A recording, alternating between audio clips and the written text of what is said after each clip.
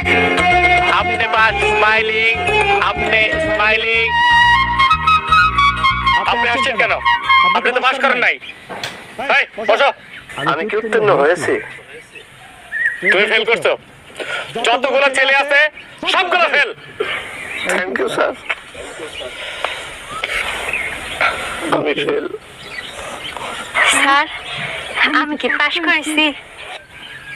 তুমিও ফেল। আমরা যারা ফেল করছি তারা এখন কি করব? কি আর করবা? মুখ বন্ধ করে বসে থাকবা।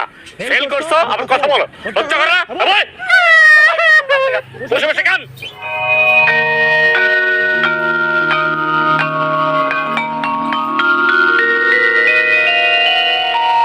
খালেদা বেগম।